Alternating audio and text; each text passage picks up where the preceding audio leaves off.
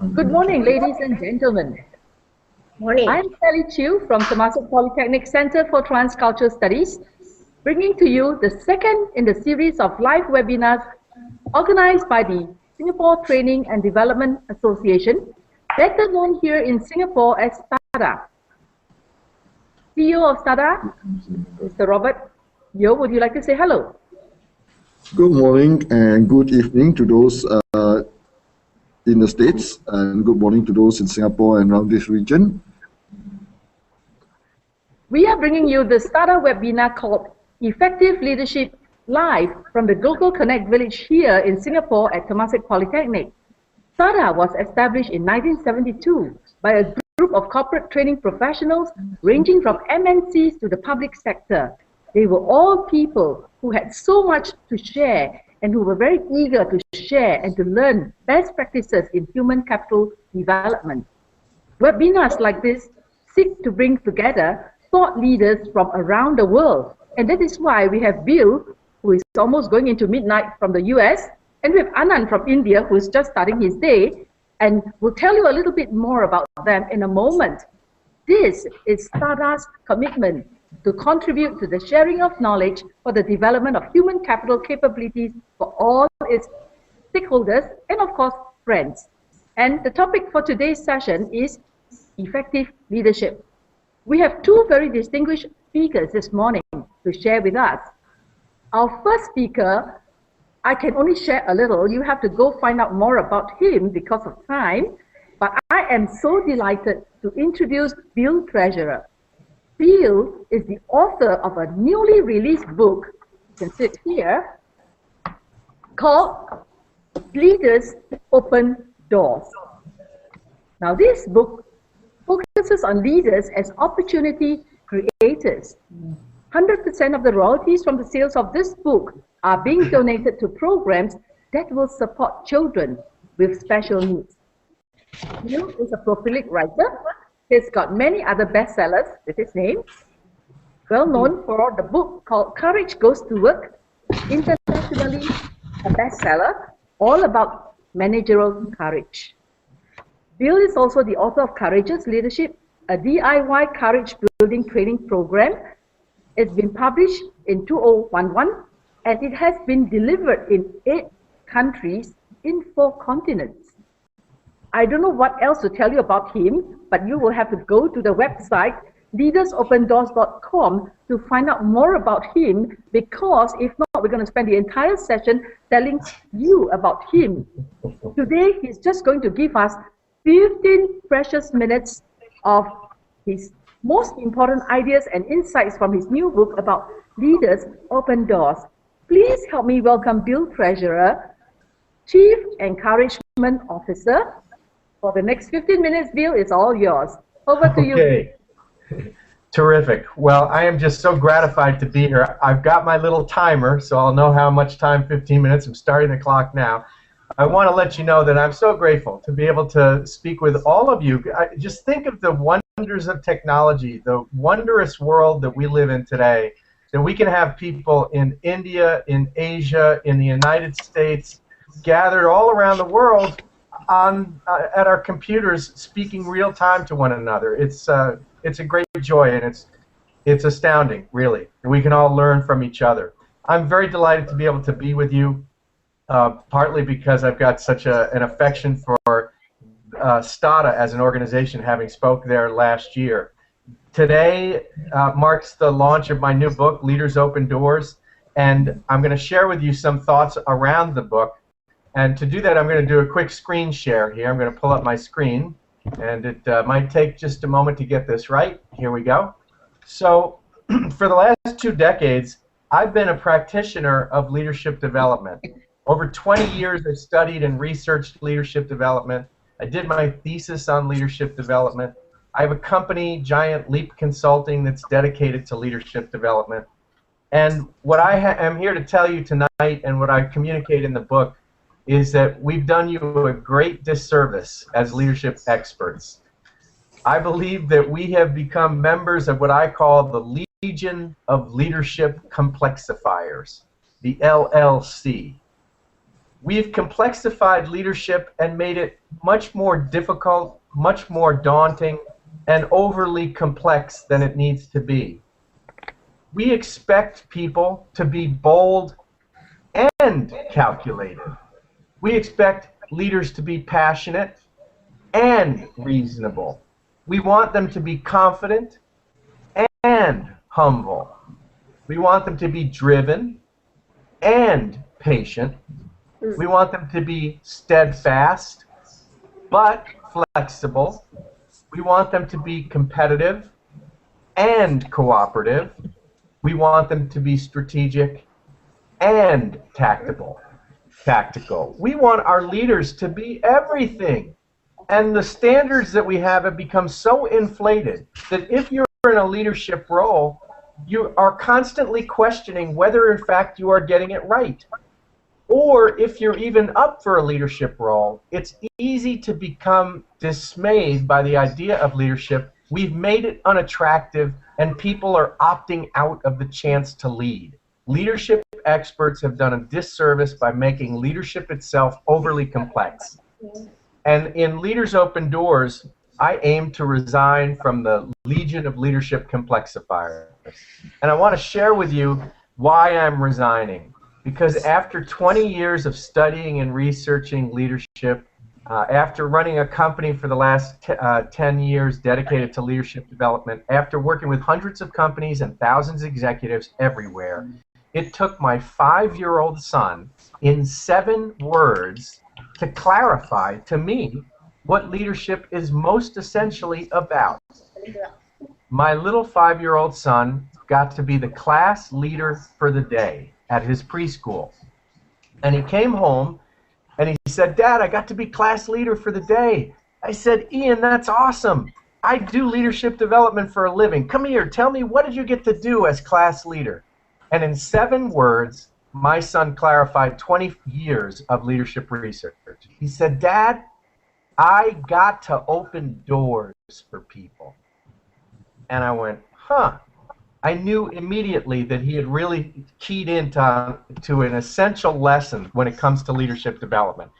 That leadership, most essentially, is about creating opportunities for those that you lead. It's about creating opportunities for growth and development for the people that you lead. Albert Einstein said that all that is valuable in human society depends on the opportunity for development accorded the individual. That is such an important quote. I'm going to read it again. He said, all that is valuable in human society depends on the opportunity for development accorded the individual. Think of that. One of the smartest persons that ever lived is telling us, people associated with STADA, that training other people and giving them opportunities to develop and grow and evolve and progress is essentially what life is all about. And we're in the training profession. And if you're a leader, this is part of what your job is to do, is to create opportunities that allow people to grow and develop and mature. In essence, that is what leadership is most about, creating opportunity. This is no small thing.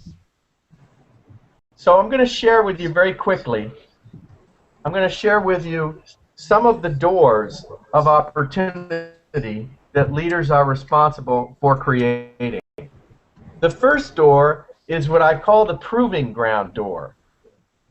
Leaders are those people who give us a chance to shine. They believe in our potential more than we believe in it ourselves sometimes, and they give us our shot. They give us a chance when nobody else has given us a chance. They tap us into that moment and they say, "Okay, kid, now it's your chance. Go ahead, have at it." So a leader gives us an opportunity to prove ourselves to ourselves. Think about leaders that you most admire, for example, that you've actually worked with, not somebody on the world stage. I think it's important to stop looking at people on the world stage as leaders and start looking at people in your own community or that you've actually worked with and have been led by. The proving ground door, a leader, think about leaders that you admire. Most often they're people who gave you a chance. when nobody else gave you a chance.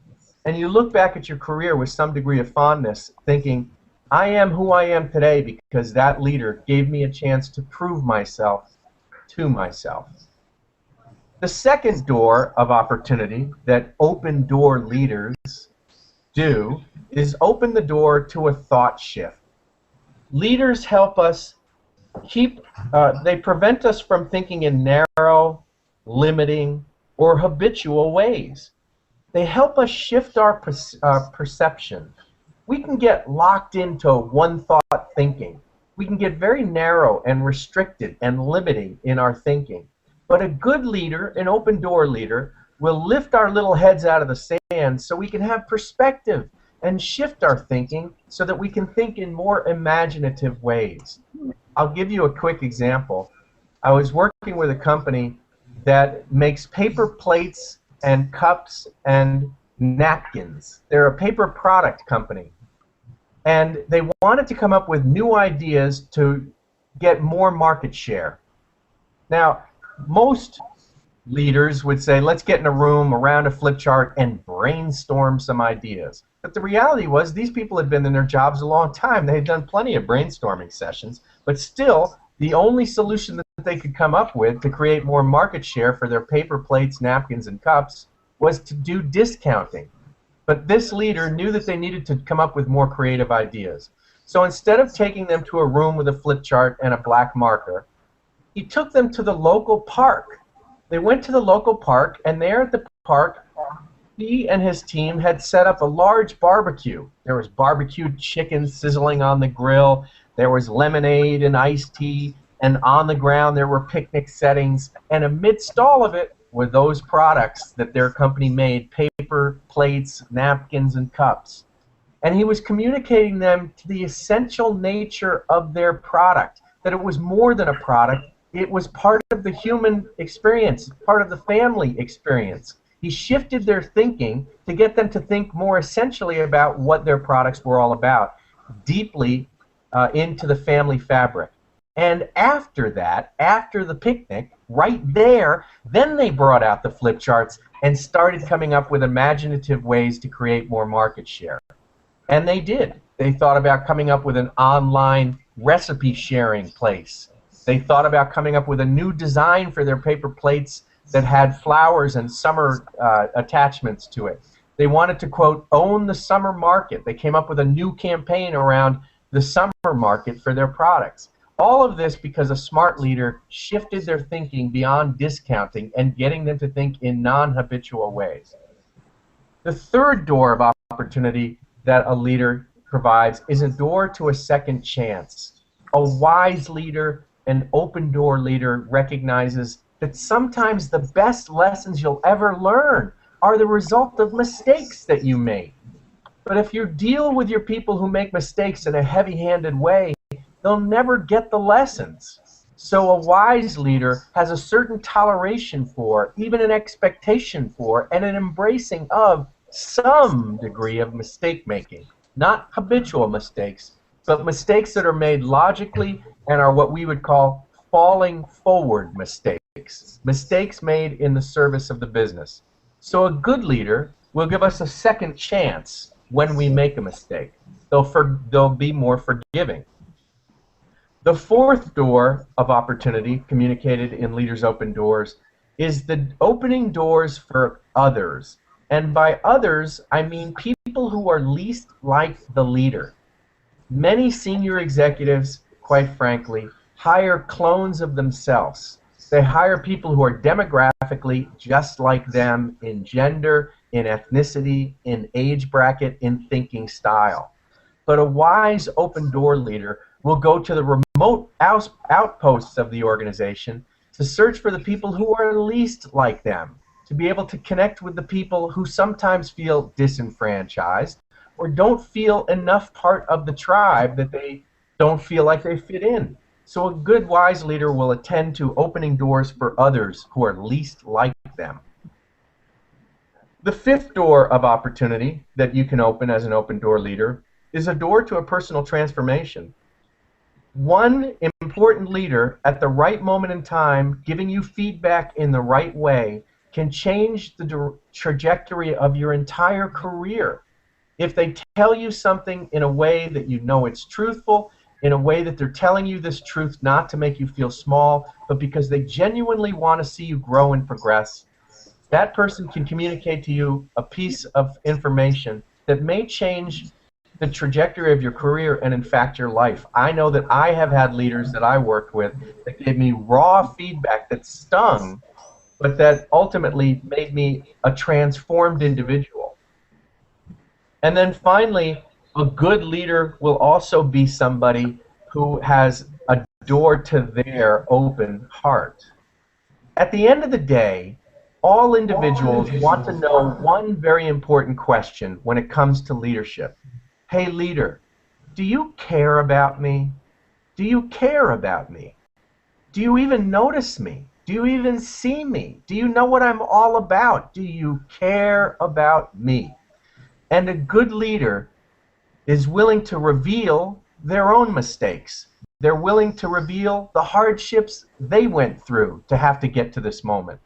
It's a mistake to look at a leader and assume that they were sort of born into the leadership position, never having made mistakes, never having gone through hardship.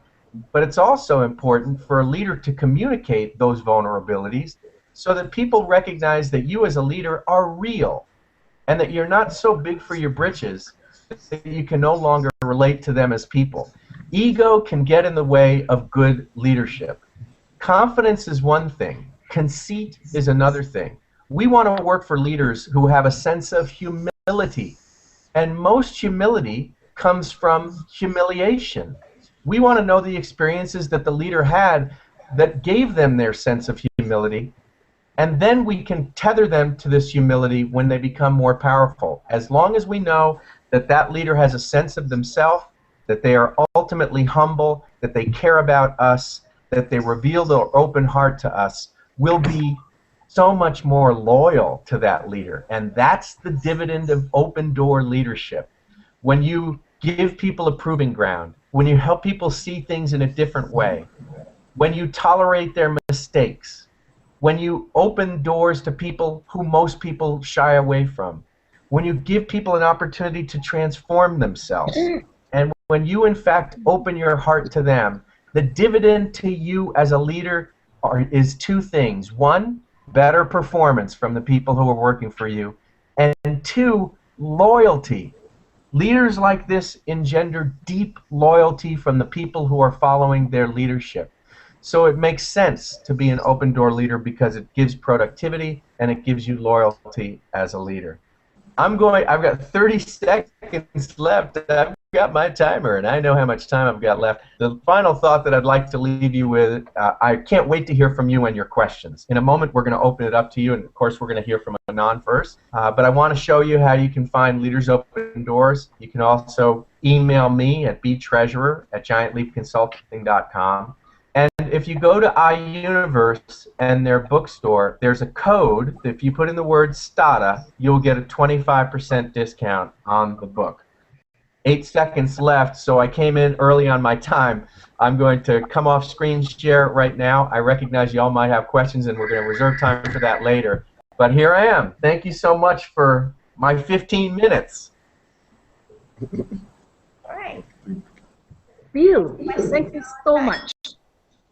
This is really very enlightening and worth all that every 15 minutes. Friends, you're getting it for free, and it is such a great value. Bill, we want to thank you so much for that very enlightening piece. Viewers out there, I know, like me, you have your questions to ask. I have one I'm waiting to ask, but please hold your questions. Help us by sending your questions to the STADA's Facebook, and we will also open up for questions in a little while. But right now, we want to invite our second very distinguished speaker as well, Mr. Anan P. You need to give me a little time to tell him a little, but there is just so much like Bill to talk about him. I'm so delighted to introduce Anand. Anand is a Senior Executive VP and Chief Learning Officer at Reliance Industries Limited. He is a very much sought-after speaker in many national and international forums and conferences. Just to mention one, he has been the distinguished speaker at the Fortune Innovation Forum held in New York, USA, and he has the distinction of being the only non-American speaker to be invited. Amongst other conferences and forums that he has been invited to speak, they include the Fortune Global Forum in New Delhi, World HRD Congress, and the list goes on. You'll be here till tomorrow morning if I tell you where he has been. But we will not do that. I'll just mention that Anand has been recently appointed a member of the World Economic Forum's Global Agenda Council on New Models of Leadership, given his thought leadership in the field of leadership and innovation. And of course, he has also been recognized as the HR Professional of the Year in the year 2008-2009. He's also been given the HR Leadership Award at the Global HR Excellence Awards and Pride of the Industry at the Star of India Awards. Of course, he's also amongst the 30 luminaries featured in a book called Leading with Wisdom. He's put together with leaders such as Stephen Covey, etc., etc. Today, he will share with us the ability to define clear vision, how critical that is to bring value to the workplace, the ability to provide direction, and the ability to create an atmosphere of energy, excitement, and involvement. And I suppose that's why he's the Chief Learning Officer at Reliance. Please do help me welcome Anand. And over to you, Anand. Thank you, Sally. It's been a pleasure here, and I would say good morning to all my friends in Asia, and a good evening to our friends in US. As an introduction, I just want to share this. In the last 32 years that I've been in the corporate world, I have, in the first 4 years, been under leadership, and after that, the last 28 years, I've been in leadership positions, starting from being a manager of a team of about 6 people onward now to lead a large function in a Fortune 100 company. One of the things that intrigued me is how is it that certain people can get things done as opposed to certain other people who are also holding positions, but they're not able to get things done. The other thing that I also was intrigued about or realized was leadership is not position, it is action. There were several people who are holding on to titles, who are holding on to very senior, what we would in the secular world say leadership titles, but they were not effective. They were not getting the job done. But there were other people who were actually getting the job done, even though they were not holding leadership positions. So what I'm going to share is my observation in the last 28 years, being in the function and continuing to do research. So if you bear with me for a minute, I'm going to do my slide share and then get you to see what I have to share for you.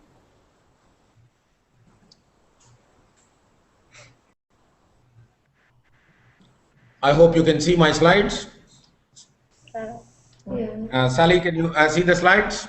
Yes, I can now. Thank you. Yes. So what I'm going to do is I'm going to introduce various models that I have studied and observed in the last 28 years of my leadership position. And if I go back to the other 4 years, I've seen this in action. Why is it that certain people are effective, or how is it that certain people are effective and certain others are not? The first thing that I observed was that we as leaders will have to encourage our people and ourselves to work on what I call the comfort zone and the courage zone. So if you see here, you know, in the slide, one of the recommendations that I have seen, effective people constantly have their day-to-day responsibilities, about 60% of it in the comfort zone and about 40% of it in the courage zone. That is, the comfort zone is that which they are naturally good at, that which they are naturally qualified for, that which they are naturally experienced in. But about 40% of their day-to-day activities, they are in the courage zone, that which they have to stretch, that which they have to do some research on, that which they have to put additional effort on. And this is revisited once in every 18 to 36 months, because at the end of 18 or 36 months, whatever be the evaluation time, we find that certain activities or that are there in the courage zone, which you are not comfortable with earlier, now you become comfortable with, and that enters the courage zone, comfort zone. And if you revisit this and if you recalculate your percentages and include once again the responsibilities in a 60-40 ratio, you find that the size of the circle increases. And in our seminar, I want to say that your effectiveness increases, or your zone of influence increases. So as I want to rest here, I want to share that the first thing that makes a person effective is his or her ability to constantly move into the courage zone on a periodic basis. And the ratio that I've given here is about 60% of your day-to-day activities in the comfort zone and about 40% in the courage zone, and to be revisited once in 18 to 36 months. The second model that I have observed, which has made people effective, taking off from the courage zone and comfort zone, is what I call the career rotation queue. So if you see here, one of the things that I constantly have seen people do is their ability to rotate around 3 parameters. And what are the 3 parameters? Location, the domain of their work, and the function of their work. And this again in the period not 18 to 36 months, but in a span of 3 to 5 years, one has to rotate in at least one of these 3 parameters. Either you will have to change your location, or you will have to change your domain, or you will have to change your function. This is what increases your mobility. This is what increases your flexibility, or the term that we use is career agility or leadership agility. Your ability to influence people across domains, your ability to become effective across locations, your ability to become effective across functions increases when you move into that function. And of course, in the last 28 years, I have moved locations. I started in Bangalore, I moved to Delhi in the first 3 years, and from Delhi, I went to US, and from US to Canada, to Singapore, to Australia. So locations I have moved around, and I know that that has enabled me to be more effective across regions. I've also moved functions. I started as a Unix systems administrator. I moved from there to go on to be a program manager, and from there to operations or a general manager, and from there into sales. In the last 8 to 10 years, I've been largely involved in directly people development. And I moved from the computer industry to the networking industry, now to a petroleum industry. The reason why I'm giving you this is, once we have flexibility or agility in one of these 3 parameters, our effectiveness increases in the corporate world. Our ability to understand the other domain increases. And the third model that I have is this 2 parameters, our effort and our approach in a situation. So if you see on the x-axis, we have got the approach to a situation, and that approach could be reactive or proactive. And on the y-axis, we see the effort that we can put in a situation, and that effort could be anywhere between incremental effort or quantum effort. Based on this particular quadrant, we can see 4 categories of employees or 4 categories of people. So I put those 4 categories of people. On one side, you have the problem solvers, who are largely reactive in their approach and incremental in their effort. And then we have got the process improvers, who are proactive in their approach. They don't need to be told what to do, but the effort they put in is very little. And then then, of course, we've got the other category of people who are called catch-up jumpers. These people are reactive in their approach, but they put quantum effort. They need to be told what to do, but when they're told what to do, they put in a lot of effort, but they are not effective because constantly they need direction. The effective leaders are the strategic leaders who find out what needs to be done, or that is, they are proactive in their approach, and when they find out what needs to be done, they put in enough and more effort that is needed, and quantum effort, and that's why they come in the strategic leader category. So if you actually look at it, I've given an example where we have to measure ourselves in various areas, and this is something that I have done for myself. So if you look at in the area of my health, I am reactive in my approach but incremental in my effort. So I get an ache or a pain and then suddenly I start exercising. So I am reactive. I need to be told either by nature or by somebody, and then the effort that I put in is incremental. Until recently, I'm actually moving this into the next quadrant where I'm going to be possibly in the catch-up jumper. But in the area of my social, I am incremental effort I put in to keep in touch with friends, courtesy Facebook, but I'm very proactive. I don't need to be told. In the area of my family, I am reactive, but I put in a quantum effort. But what I want to share is in my professional area, and that is what we are talking about. I'm giving you a candid example here. Here I'm proactive in my approach and quantum in my effort. I intend to move my family also in that category and my health also into that category. And this is where we will be effective not just in the professional world, but we'll also be effective in the family and personally at our health. But we also need to choose environments, and that is where my fourth model comes. And that is, if you look at it on the x-axis, the environment that you are working in could be anywhere between low challenge to high challenge. And the support that we receive in our environment could be anywhere between low support to high support.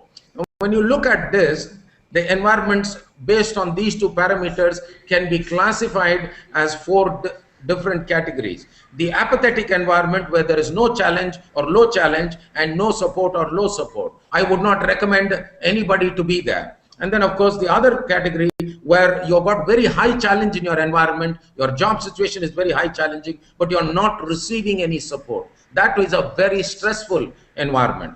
And then there are other environments, what I call very pampered environment, where there is little or no challenge, but there's a lot of support. Effective leaders don't thrive under that segment. Effective leaders need to seek environments, need to seek opportunities which are offering them high challenge and high support, and that's where they get to be transformational. And having said this, I want to introduce a particular model, and that model is about the difference between career management and succession planning. Many people confuse the two. If you look at career management, the focus here is on the individual, and then the individual has got options of career plan 1 or career plan 2. Whereas if you look at succession planning is actually talking about the focus being on the position first, and then you look at individuals. An effective leader is one who maps these two together. That is his or her career plans. He maps it to the available positions in the organization, so he or she becomes effective in the organization.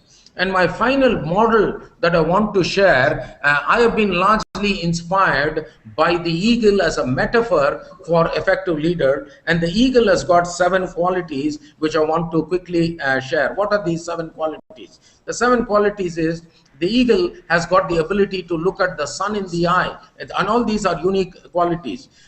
In fact, we as effective leaders need to have this ability to look at the sun, which is a symbol of the strongest force on the face of the earth, and rather than get intimidated, draw strength from that. The second quality of the eagle is its vision, its ability to see a target 2 miles away. In exactly the same manner, we as effective leaders need to develop the ability to see the end from the beginning, to have that ability to spot an opportunity or a danger much before anybody can spot it and then take corrective action. The third ability of the eagle is its tenacity, its ability to fly against the storm. In fact, when I saw this video in National Geographic, it was quite interesting. The storm is blowing and all other animals are running for shelter. Just when the storm is the thickest, the eagle flies into the eye of the storm. In exactly the same manner, we as effective leaders need to be productive even in the most trying and troubled circumstances, conquer the situation rather than be conquered. And of course, the fourth quality of the eagle is its ability to nurture its young ones one by one. The eagle, they say, it pushes its young ones out of the nest, and as they fall, it enables them to learn to fly. One of the big qualities we as effective leaders need to do, as Bill also shared the quote from Albert Einstein, is our ability to open doors or develop other people who are with us, the ability to coach, the ability to mentor. The fifth quality of the eagle is its ability to fly high and again, yet be found on the ground when the situation calls for it. In exactly the same manner, we need to develop that ability to have the big picture thinking, fly high and have the 2,000 feet view, but at the same time, swiftly come down to ground to get down to ground reality. The sixth quality of the eagle is its ability to grip whatever it is gripping with a vice-like grip. In exactly the same manner, we as effective leaders need to have that grip on the situation, on the task, on the responsibility that has been given to us. And the seventh quality of the eagle is its ability to renew itself. Scientists or scholars say that the eagle's lifespan is the same as that of a human being, which is about 78 years, and somewhere at the end of about 30 years, most of the qualities that we have now seen as unique is not there because of the mid-age crisis, but the eagle renews itself in all these areas. It plucks away its feathers, its curved beak, it breaks it, it claw nails which are grown inward, it pulls them away. All this is a painful process. The first time when it does it, it's about 180 days, and then of course it periodically renews. In exactly the same manner, as we grow, as we continue to have experience in our corporate world, we need to renew ourselves in 5 areas, what I call SPICE. In our spiritual area, our value system, P, our physical area, our intellectual area, our relationship with the community, and emotional.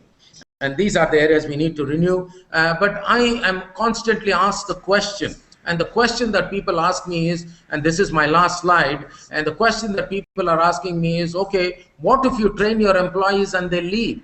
Well, my challenge is, what if you don't train your employees and they stay back? So in closing, I just want to say this, that leadership development is well worth it. And it is an opportunity for us to multiply and spread our effectiveness. Thank you.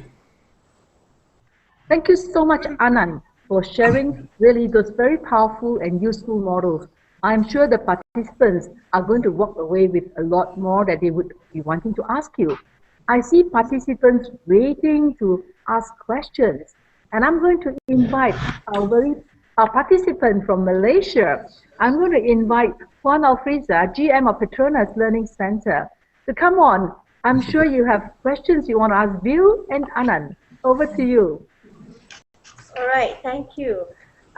Very interesting perspective, and from opening up doors, it really simplifies matters. As practitioners, I feel that sometimes we tend to, I tend to agree, we tend to over exaggerate or emphasizing on leadership and trying to teach leadership.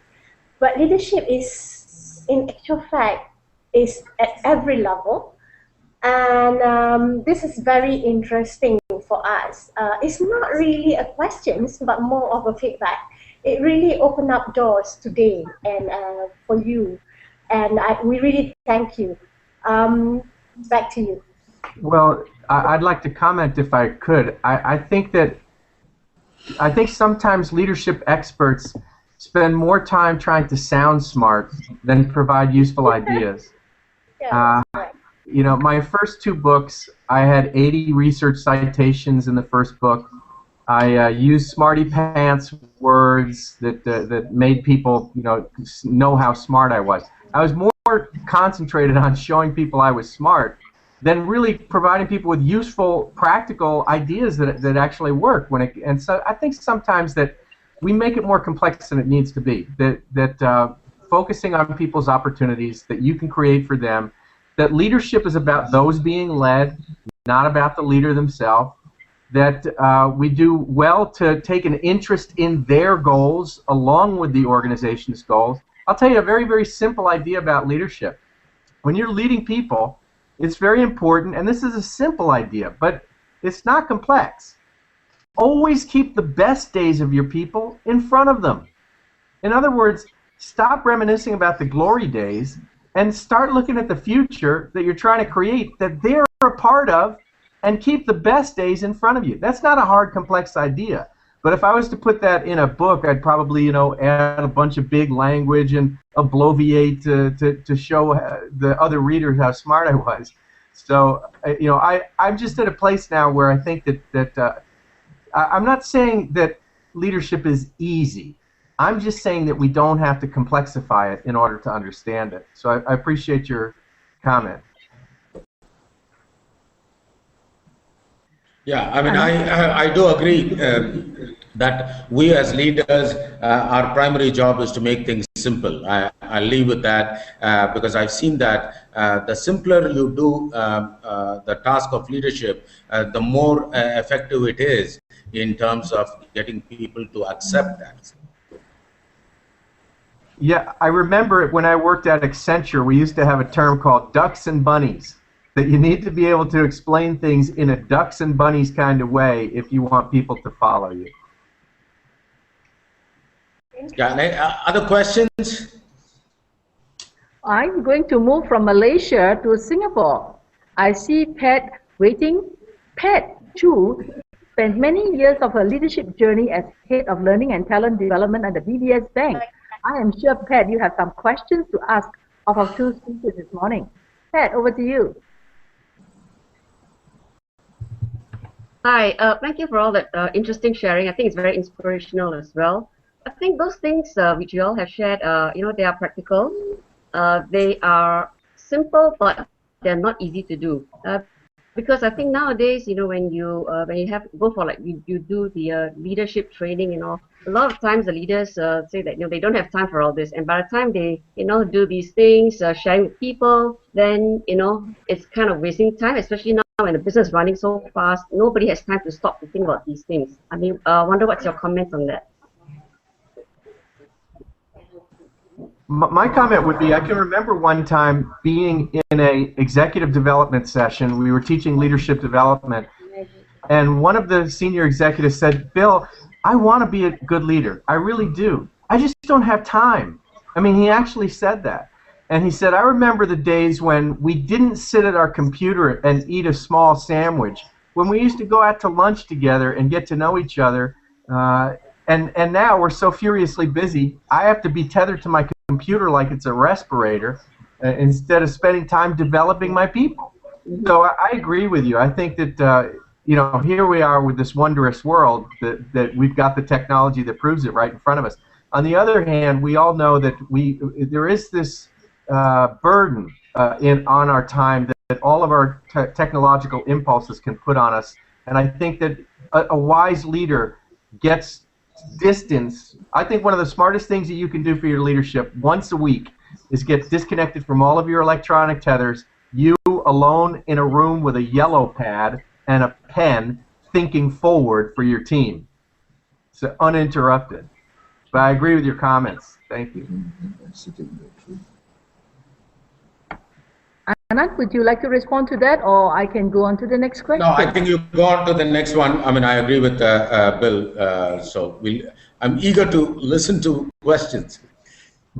Before I get our CEO from STADA to come on, we received a question from STADA's Facebook from Jane Cha, who is the Vice President of Asia Pacific Human Resource from CGG. Her question to the speakers is this. Can effective leaders be trained? Is it nature or nurture? I mean, the question that the reverse question that I get asked is, are leaders born or leaders made? A similar thing. I always say leaders are first born and then they are made. I mean, on the lighter side, I can't think of a leader who's not yet born. But having said that, I mean, I'm in effective leadership development. There are certain qualities that we look for, there are certain traits that we look for, and this is what we do in an assessment center. But having said that, I personally believe that all leaders, or let me put it this way, all people can be trained as leaders, provided they are given the right opportunity, the right encouragement, the right coaching, and the right mentoring. I don't belong to that school of thought that only certain categories of people can be trained as leaders. I belong to the school of thought that anybody and everybody can be trained to be an effective leader. Why we use the assessment center is to find out what tools are appropriate for a particular person, what methods are appropriate for a person, what coach or what environment is suitable for the person. So I personally believe, and I second that idea, yes, leaders can be trained, leaders can be nurtured, leaders can be groomed. And that is a strong belief. It involves a lot of time from the leadership. It involves a lot of time from the organization. There's a lot of money and resources. But if we have that, we definitely can train and nurture leaders. Thank you, Anand. Bill, would you have anything to add to the question? I think Anand's comment is, I very much agree with everything that he said. When it comes to are leaders born or made, is it nature or nurture, I would say that the answer is yes. Leaders are born, and they're forged in crucible experiences. And I'm in the air, just like it's not right for this moment, but a certain set of circumstances arise that makes this particular skill set aligned with this moment, and now this leader emerges in the right way. So leaders are born and made. My own experience too has been in any population of about 100 people, I would say 10 of those people have what I would call the shines. Those are the people who, through social dominance or skill or intellect, seem to rise to the top into the leadership echelon. But in any given situation, it's going to be 10 different people. So when that 100 people is facing this stressful situation, a certain 10 will emerge. When those 100 people face some other set of circumstances, it may be a different 10. So I think that the situation also has to factor into it. Absolutely. Absolutely. Thank you so much, speakers. I'm very sure that our CEO of STADA, Robert, has many questions to ask and perhaps has something to add to that as well. Robert, over to you. Good morning and evening to those in the States. Sally, thank you for Temasek Poly taking an active part in this webinar that STADA is trying to get the people in the region and also in the States to get involved so that we can build this community. So thank you to all those who are participating in this morning's session. Yeah, I have two questions actually. Not really questions, comment. One is for Bill. And I'd like to add or share that I think there is another door, and that door is the door that opens to space. The comment by Pat about time, and your comment about space, time as well. I think leaders sometimes need to understand that we also need to give space to the people we are connecting with. That means knowing when to come in and when to say, I should stay out.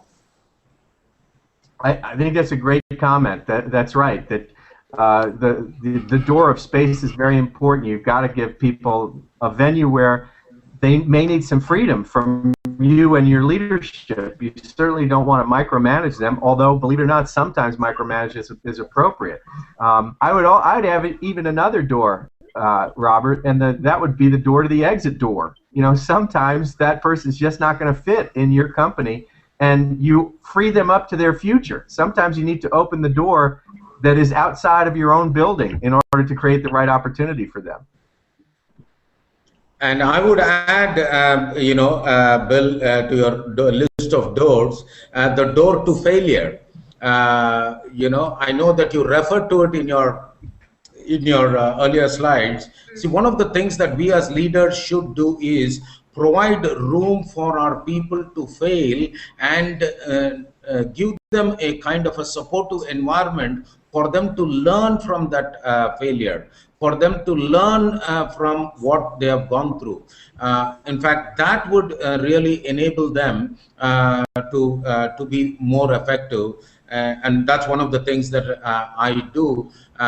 In fact, we started a leadership program where we put out an advertisement internally in the company, and the people who had to apply with their failure resume. They had to talk about what are the things that they failed in and what are the lessons that they learned. And the big thing that is there in most corporations is they've got this big slogan: failure is not an option. That does not produce leaders. We need to, if you look at 3M, 3M as an organization allows people to fail, and from there, learn and come out with innovative practices. So door to failure could be another one. That's a great, if you don't mind, I'll share a very quick story about that, because I think it's so important. One of my clients is the youngest self-made female billionaire in the United States. She's at 40 years old. She runs a company called Spanx. They make women's undergarments. Some of you may have heard of Spanx. But she says that when she was a little kid, she learned an important leadership lesson. Her dad used to sit her and her brother down at the end of each week and ask them one critical question. He'd say, "Okay, kids, what have you failed at this week? What have you failed at?" Because he was communicating to them a very powerful lesson that if you want to achieve a lot in life, you've got to extend yourself and be falling forward. You have to experience failure, and it's just as important that you recognize what those failures are as the successes you're trying to pursue. So I agree with your comment. Wonderful. Thank you so much. Great question. Robert, second question? Yeah, my second question is to Anand, actually, and this is to his question about leadership in terms of the model. I think I would like to call the leaders of today new age leaders, and I think new age leaders have not only to be transform, but to also align and evolve. In that sense, I would call the new age leader a connector, someone that, according to Bill, open doors, and to be able to bring people across generation, across culture, and then be able to communicate that vision and transform that journey they want to take into the future, and always looking for the next turn. Comments, please, Anand. Yeah, as I shared in my models, yes, definitely the ability to transcend across generations, across various segments of the population is necessary. And in the model that I shared, I should have included this concept on the ability to work across generations, across age groups, particularly in today's world. So transformation, the way I look at transformation as opposed to change is bringing about rapid change in a short period of time under varying circumstances. The challenge that we are in is we are living in what I call a VUCA world, volatile, uncertain, complex, and ambiguous. So the ability to transform people of different generations, people of different age groups, people of different cultures is where an effective leader comes from, and that he or she is equipped when they are having learning agility, when they are having flexibility in their domain and in their function, and when they constantly keep moving into their courage zone. That's has been my experience. Thank you, Anand. I can see the emerging leaders from STADA's recently launched student chapter from the Global Connect Club at TP waiting eagerly to jump out of their seats. I'm going to allow you to ask your questions before you jump out of the chairs. Over to you, students. Hi, I'm Jessica from Temasek Polytechnic. I have a question for Mr. Treasurer, but I think would apply to everyone, students and business and leaders alike. Pertaining to one of the door to an open heart where you show you care, how would you show your team that you appreciate them? Well, it's a very good question, and I can tell you that a lot of leaders think they care about their people, or they may say they care about their people, but they walk through the hallways with a grimace on their face. They constantly interrupt the people who are speaking to them. They've got more important things to do than to spend time with their people. So I think you really show it how you show up. If you want to show somebody that you care about them, turn off your BlackBerry, turn off your cell phone when you're speaking with them, close the door to your office, look at them in the eye, and don't just tell them stuff, ask them stuff. Take an interest in them. Ask them about their career goals. What is it they want to achieve through this job? You've got to be delicate about it, but you could even take an interest in what are their hobbies outside of work. It's getting to know the human being beyond the, quote, resource. Try to find out the person who actually works for you, not just the role that they serve. When people see that you've taken an interest in their own life like that, that you actually care about who they are as an individual, you get a dividend of loyalty. I think, though, that you just have to also pay attention to make sure that you're not giving off messages that you don't care about them because they're not important as the more powerful person that you think you should be going to speak to. Good question. Thank you. Is Yes. there another question? Oh, there is another question. Go ahead. My question is that how do we get to know if the leadership style that we have adopted for any individual is effective? Are there like any visible results? Yeah, I have been asked this question. How do you know that a particular style that you have adopted for an individual is effective or not? There are three ways of measuring effectiveness. The first one is see how the person is responding. Is the person responding with positive energy, with positive enthusiasm or not? If the person is responding with negative energy, then chances are that this is the first sign that this is not getting effective. The second sign is look at the leader himself. As he or she is coaching the individual, is he or she drawing strength from it? Is he or she drawing energy from this? Is he or she being motivated to continue on in the process? So the leader is the second benchmark. And the third benchmark that I would use is obviously you set up a particular parameter for you to determine effectiveness. You're coaching or you're developing you started an initiative for achieving a desired result. So go to that desired result and see whether that is in the positive or in the negative. So the three ways of me judging whether a particular initiative is effective for the individual is the individual positive about it, is the leader positive about it, and are the results positive. I hope I've answered your question. Thank you. I would echo the same thing, and I would say that the best reflection of a leader's effectiveness is not by asking the leader, do you think you're effective? They're probably the least likely person to know the answer to that. What really matters when it comes to effectiveness of the leader is, are the people being productive? Are they hitting their marks? Are they getting to work on time? Are they enthusiastic about their job? Is their morale high? The best reflection of the success of a leader is looking at the productivity of the employees that work for the leader. That sounds very, very interesting. We are all about productivity, and really that is the test, and very effective one too. Now we have one question that came in from the STADA Facebook from Mr. Victor Lee. His question is, effective leadership is pretty clear-cut when you have a nice employer-employee relationship. What about cases where you are leading a group of self-employed? Would any of you like to take that? Yeah, leading a group who are self-employed, right? Yeah, I mean the leader's role in that particular situation is, I mean, he or she is not the boss, but the leader's role is to provide an environment for these people to succeed. It is the challenging environment. And I can tell you one thing, even when you have a self-employed or what we call entrepreneurs, even they need coaches, even they need mentors. So there, the leader's role is to coach or to mentor, to guide, and provide that environment, provide the system and the support services. So largely, the role I would say is that of mentoring and coaching.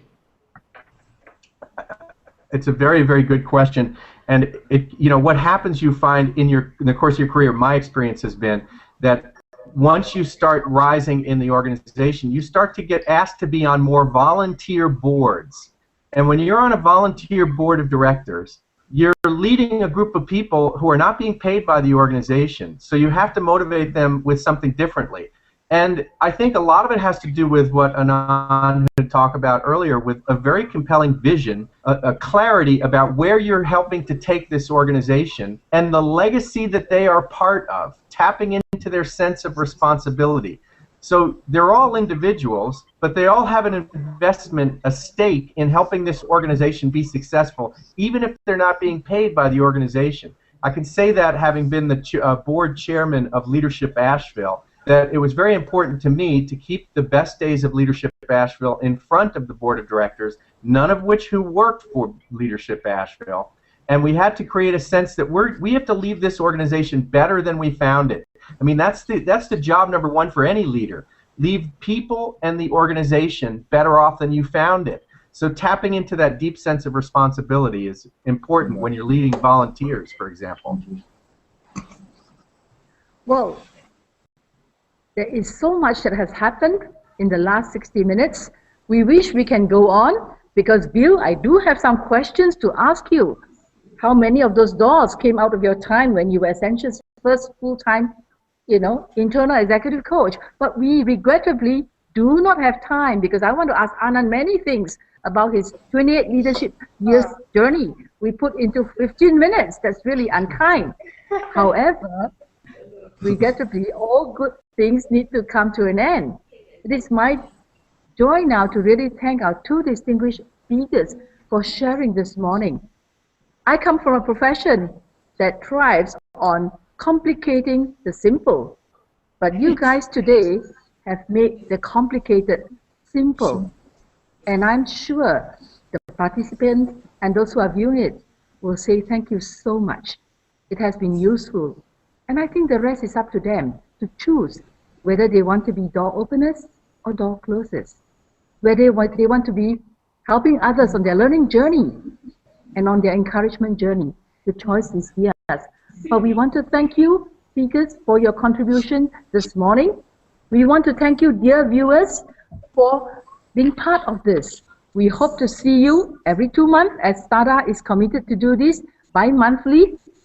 And this video will be uploaded on STADA's YouTube account for your viewing. Please search for STADA and you will find this video. LinkedIn viewers, you can also see this video in the group called Community Spirit. We look forward to your participation in 2 months' time. Students, we thank you for coming on. We look forward to seeing you because you are STADA's new student chapter. This is Sally Chu, your moderator, signing off from the Glocal Connect Village at Temasek Polytechnic. Do a great day for all, be it night or day. Bye. Thank you for participating. Thank you. Bye, everybody.